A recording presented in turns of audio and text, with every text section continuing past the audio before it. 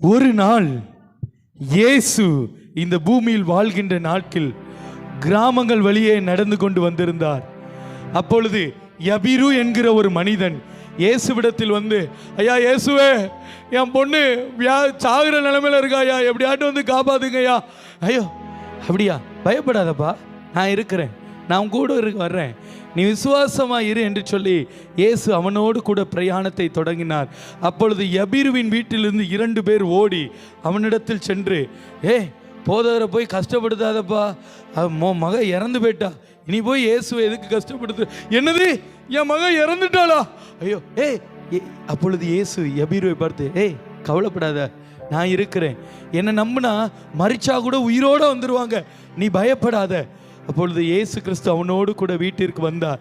அவனுடைய வீட்டில் வரும்பொழுது உறவினர்கள் அழுது கொண்டிருந்தார்கள், தன்னுடைய செத்த ஒரே மகனை நிமித்தம் ஒரே அழுகை.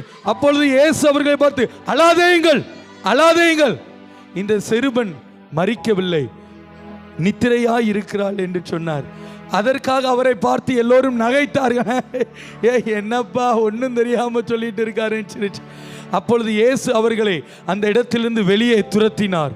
வெளியே துரத்தின பின்பு இயேசு உள்ளே பிரவேசித்தார். உள்ளே பிரவேசித்து அந்த சிறுபெண்ணின் அருகாமை வந்து அவளுடைய கரத்தை பிடித்து, சிறுபெண்ணே எழுந்திரு என்றார். மலித்த சிறுபெண் உயிரோடு எழுந்து விட்டார். அப்போது அவனுடைய உறவினர்கள் எல்லாம் இயேசுவிற்கு முன்பாக முழங்கால் படியிட்டு இயேசுவை விசுவாசித்து நல்ல கையை தட்டி இயேசப்பாவை மகிமைப்படுத்தினார்கள். இயேசுவால் கூடாததென்று ஒன்றுமே இல்லை.